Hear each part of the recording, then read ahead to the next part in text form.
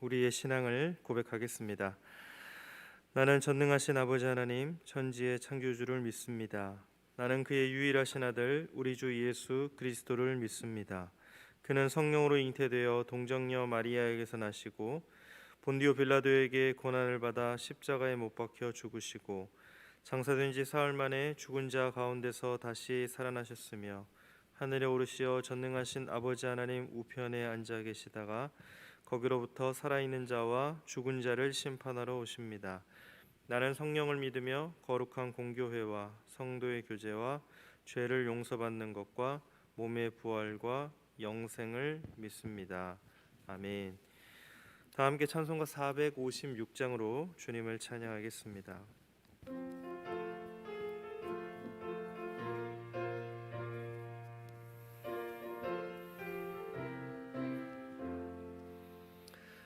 거친 세상에서 실패하거든 그 손 못 자국 만져라.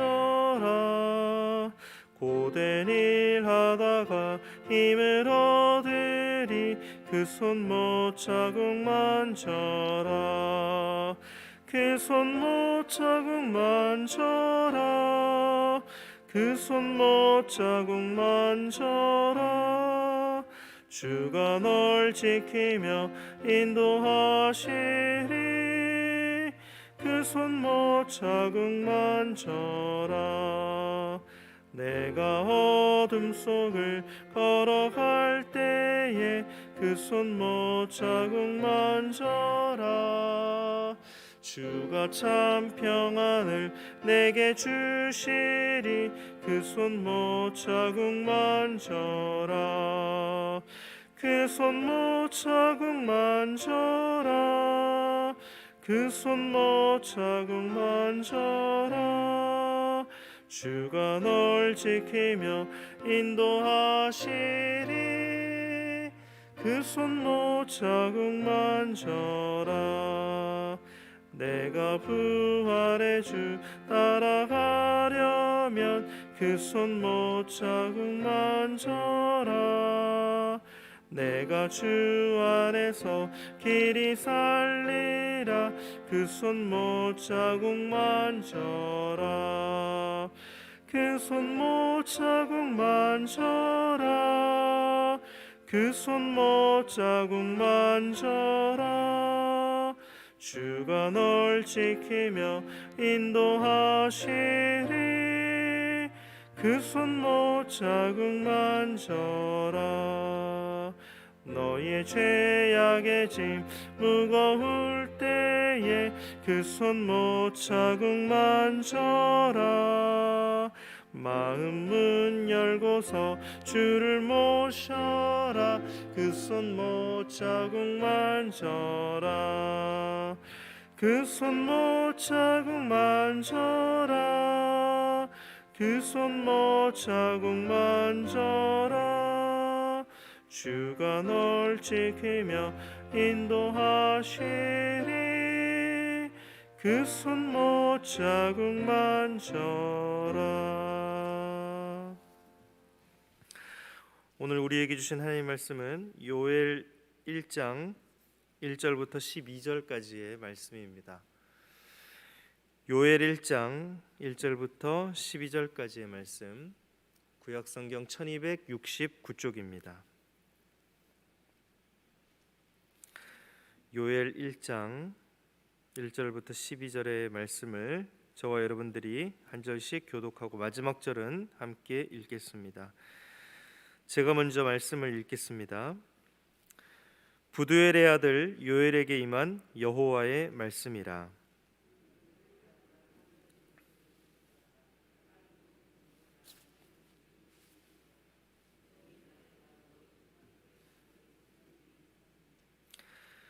너희는 이 일을 너희 자녀에게 말하고 너희 자녀는 자기 자녀에게 말하고 그 자녀는 후세에 말할 것이니라.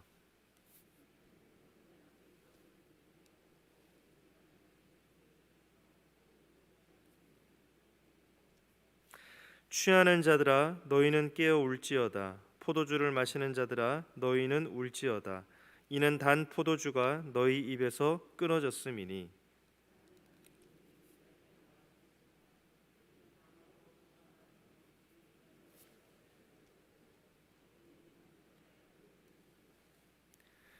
그들이 내 포도나무를 멸하며 내 무화과 나무를 긁어 말갛게 벗겨서 버리니 그 모든 가지가 하얗게 되었도다.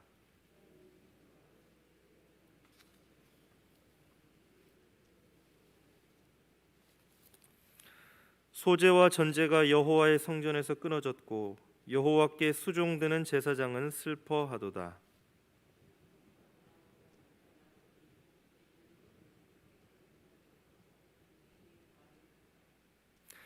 농부들아 너희는 부끄러워할지어다. 포도원을 가꾸는 자들아 곡할지어다. 이는 밀과 보리 때문이라. 밭의 소산이 다 없어졌음이로다. 포도나무가 시들었고 무화과 나무가 말랐으며 석류나무와 대추나무와 사과나무와 밭의 모든 나무가 다 시들었으니 이러므로 사람의 즐거움이 말랐도다. 아멘.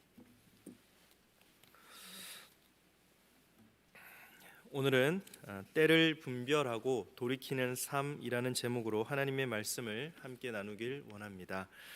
오늘부터 구약성경 요엘서 말씀으로 하나님의 말씀을 함께 묵상합니다. 옷이 아닌 마음을 찢는 회개를 통해 하나님의 회복의 은혜를 경험하는 우리가 되기를 소망합니다. 요엘서는 12권의 소선지서 가운데 두 번째 책입니다. 이런 요엘서에는 다른 선지서에 나타나지 않는 독특한 몇 가지 특징이 있습니다. 먼저는 요엘서가 언제 쓰여졌는지에 대한 명확한 언급이 없습니다. 본문 1절 말씀을 다시 보겠습니다. 부두엘의 아들 요엘에게 임한 여호와의 말씀이라. 일반적으로 그 표제에는 그 성경의 장르나 예언자에 대한 소개 그리고 역사적인 배경이 기록되어 있습니다. 그런데 요엘서 1장 1절 말씀은 그런 내용을 담고 있지 않습니다. 요엘서 기록 시기에 대한 다양한 의견이 있지만 가장 유력한 것은 바벨론 포로에서 돌아온 후 에스라와 느헤미야 시대에 쓰여졌을 것이라는 추측입니다. 왜냐하면 요엘 선지자가 예루살렘과 성전은 언급하는데 왕에 대한 언급은 하지 않기 때문입니다. 또 한 가지 특징은 사도 베드로와 바울에게 중요한 예언서라는 점입니다.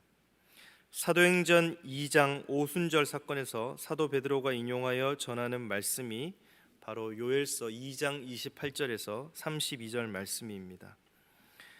그리고 사도 바울도 로마서에서 누구든지 주의 이름을 부르는 자는 구원을 얻으리라 라는 말씀을 인용하여 구원의 보편성을 선포합니다. 그렇다면 요엘 선지자는 어떤 인물일까요? 그 이름의 뜻은 여호와는 하나님이시다입니다. 마치 그 이름을 반영이라도 하듯 요엘서 2장 27절 말씀과 3장 17절에 반복되어 기록된 말씀이 있습니다. 내가 너희 여호와 하나님인 줄 알리라. 어제까지 함께 나누었던 사사기 말씀에 대한 해답처럼 느껴집니다. 요엘서 말씀을 통해 하나님이 우리의 하나님이심을, 하나님 없이는 살아갈 수 없는 존재임을 고백하는 우리의 삶이 되기를 원합니다. 요엘서 1장 2절에서 4절 말씀은 들을지어다, 귀를 기울일지어다와 같은 명령형으로 시작합니다. 요엘 선지자가 가장 먼저 소환한 대상은 늙은 자들과 땅의 모든 주민들입니다. 유다 백성들이 경험하고 있는 일들은 전례 없는 일이었고 충격적이며 두려운 일이었습니다. 3절 말씀은 3대를 통해 이 재앙을 계속 전달해야 함을 말합니다. 그 이유는 대대에 걸쳐 전달해야 할 만큼 결코 잊어서는 안 될 중요한 사건이라는 것이죠. 이스라엘 민족이 약속의 땅인 가나안에 들어간 후에 크게 실수한 것이 하나 있습니다. 자신들을 애굽에서부터 구원하여 가나안 땅으로 인도하신 하나님의 은혜를 자녀들에게 가르치지 않은 것이죠. 결국 그들은 사사시대라는 영적 암흑기를 맞이합니다. 그래서 다음 세대를 영적으로 바로 세우는 일이 얼마나 중요한지 모릅니다. 여러분의 자손들에게 마땅히 가르칠 것을 가르칠 수 있기를 바랍니다. 이제는 신앙교육이 가정에서부터 이루어지지 않으면 우리 아이들은 하나님의 말씀을 떠나서 살아갈 수밖에 없는 그런 시대가 되어버렸습니다. 때문에 요엘 선지자는 선포합니다. 자녀에게 말하고 또 후세에게 말하라. 모든 사람이 귀를 기울여야 하는 말이라고 강하게 선포합니다. 4절 말씀은 그 내용이 메뚜기 재앙임을 말합니다. 그들이 경험하고 있는 충격적인 일은 메뚜기 떼의 공격이었습니다. 여기서 말하는 메뚜기 떼는 강력한 이방 군대의 침략에 대한 상징적인 표현이 아니라 실제로 그 땅을 덮쳤던 메뚜기 떼를 의미합니다. 메뚜기를 의미하는 단어들 중에 요엘 선지자는 지금 4개의 단어를 사용합니다. 먼저 팥중이는 어린 메뚜기를 의미합니다. 메뚜기는 충분히 자란 메뚜기를 의미합니다. 그리고 느치는 부화된 유충으로 아직 날개가 자라지 않은 메뚜기를, 그리고 황충은 날개가 막 자라기 시작한 메뚜기를 의미합니다. 이것은 이스라엘 백성들에게 철저한 파괴가 임할 것이라는 것을 강조하는 말씀입니다. 무서운 메뚜기 재앙이 한 번도 아니고 연거푸 닥친다는 겁니다. 온 유다 땅을 완전히 황폐하게 만드시겠다라는 말씀이죠. 인간의 노력으로는 회복이 불가능하다는 것을 의미합니다. 요엘 선지자는 5절 말씀에서 이제 그 땅의 풍성한 소산을 즐기는 자들을 소환합니다. 취하는 자들과 포도주를 마시는 자들입니다. 이사야서 5장 12절 말씀에는 이 포도주에 취한 자들이 여호와께서 행하시는 일에 관심을 두지 않는 자들로 묘사되어 있습니다. 그리고 이사야서 28장 1절에서 8절 말씀에서는 제대로 된 판단을 하지 못하는 자들, 교만해서 하나님을 의지하지 않고 이방 나라들과 우상을 의지하는 자들로 묘사되어 있습니다. 이는 당시 남유다 사람들이 하나님을 버리고 하나님을 의지하지 않았음을 반증합니다. 메뚜기 떼에 의해 7절 말씀에 기록된 것처럼 포도나무와 무화과 나무가 상했습니다. 포도나무와 무화과 나무는 유다 백성들에게 가장 일반적이면서도 중요한 농작물이었습니다. 그런데 이렇게 중요한 농작물을 메뚜기 떼가 와서 다 먹어버렸다는 것이죠. 8절 말씀은 처녀가 약혼한 남자의 죽음으로 인해 배를 입고 애곡함 같이 이스라엘 백성도 애곡하라는 말씀입니다. 어렸을 때 약혼한 남자라는 그런 표현을 고려할 때 정혼만 하고 결혼을 하지 않는 여인을 가리키는 것으로 보입니다. 정혼한 여인이 학수고대하는 것이 무엇일까요? 혼인 예식일 겁니다. 그렇게 약혼한 남자의 죽음을 맞이한 이 여인의 고통은 그 어떤 고통과도 비교할 수 없는 고통이었습니다. 인간의 기대와 소망이 한순간에 무너지는 불행이 처녀의 애곡으로 묘사되고 있습니다. 9절에서 10절 말씀은 메뚜기 재앙으로 인해 소재와 전제가 여호와의 성전에서 끊어졌고 곡식과 새 포도주와 기름의 소출에 문제가 생겼다고 말씀합니다. 이 9절 말씀의 소재는 곡식으로 드리는 제사입니다. 그리고 전제는 포도주로 드리는 제사입니다. 그런데 얼마나 곡식이 없고 포도주가 없었는지 하나님께 제사를 드릴 수 없을 정도가 되었다고 기록합니다. 이는 하나님의 심판이 성전에까지 임했음을 말씀하고 있는 겁니다. 하나님과의 영적인 교제가 중단되고 삶의 모든 기반이 무너져 버렸습니다. 마치 오늘을 살아가는 우리의 모습처럼 보입니다. 그리고 12절 말씀은 이 단락의 결론입니다. 이러므로 사람의 즐거움이 말랐도다. 이스라엘 백성 모두가 슬퍼하지 않을 수 없는 상황입니다. 자연재해로 인해 사람이 기뻐할 만한 모든 것이 모조리 사라지고만 비참한 심판의 말씀입니다. 이 말씀은 우리가 살아가고 있는 이 시대를 떠오르게 합니다. 하나님은 지금도 수많은 징조를 통해 말씀하십니다. 그래서 하나님의 뜻을 분별할 줄 아는 지혜가 우리에게 필요합니다. 사람들은 보통 예언을 미래에 일어날 일을 미리 예고해 주는 말로 생각합니다. 그러나 성경에서 말하는 예언은 그렇지 않습니다. 사람들로 하여금 그 말씀을 듣고 현재 잘못된 영적 상태를 돌이키게 하는 데 있습니다. 하나님의 심판 아래 남유다에는 남은 것이 아무것도 없습니다. 사막처럼 황폐해졌습니다. 모든 기쁨이 사라졌습니다. 사람의 힘으로는 어찌해 볼 수 없는 그런 총체적인 난국입니다. 오늘 우리의 삶도 마찬가지입니다. 그래서 우리에게 하나님이 필요합니다. 하나님의 은혜가 필요합니다.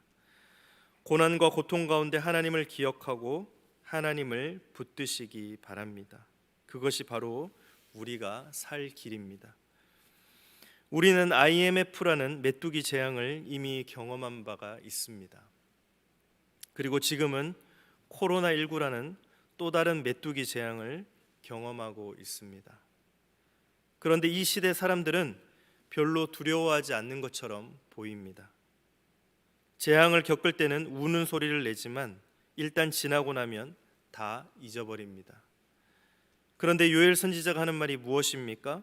팥중이가 지나간 후에 메뚜기가 온다고 합니다. 메뚜기가 지나간 후에 느치가 오고 느치가 지나간 후에 황충이 온다고 합니다. 하나님과의 관계가 바로 회복될 때까지 계속 반복해서 하나님은 우리에게 경고의 메시지를 주신다는 말씀입니다. 한 번의 어려움을 넘겼다고 안심하지 말라는 말씀이죠. 하지만 오늘 말씀을 묵상하는 가운데 우리가 진짜 무서워해야 하는 재앙이 무엇인지 하나님이 제게 깨닫게 하셨습니다. 예배를 드려도 감동이 없고 은혜가 없을 때입니다.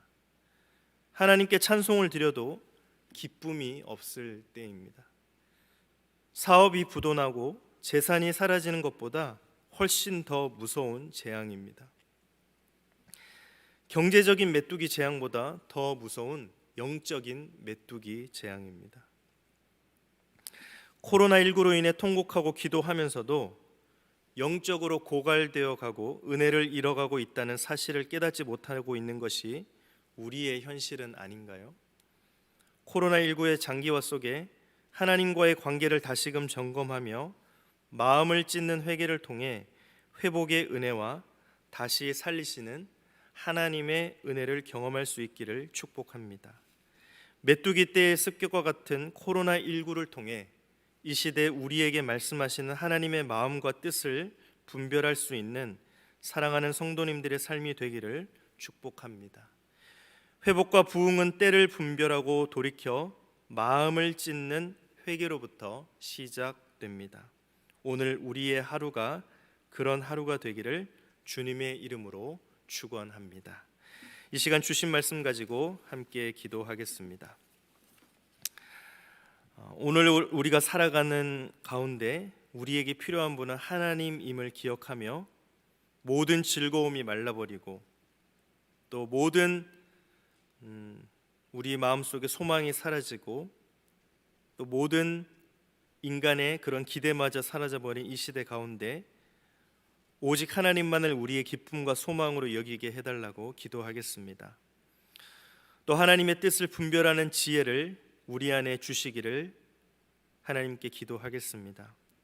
또 코로나19의 장기화 속에서 하나님과의 관계를 다시금 점검하며 마음을 찢는 회개를 통해 회복의 은혜와 다시 살리시는 하나님의 역사를 경험하는 이 시대가 되게 해달라고, 또 경제적인 메뚜기 재앙보다 더 무서운 영적 메뚜기 재앙이 우리에게 찾아왔음을 기억하며 때를 분별하고 돌이켜 믿음을 지키는 성도들이 되게 해달라고 이 시간 함께 기도하겠습니다. 하나님, 오늘을 살아가는 우리 모든 인생들 가운데 오늘 요엘서의 말씀을 통해 하나님의 음성을 듣고 하나님의 임재 안에 거하기를 소망합니다.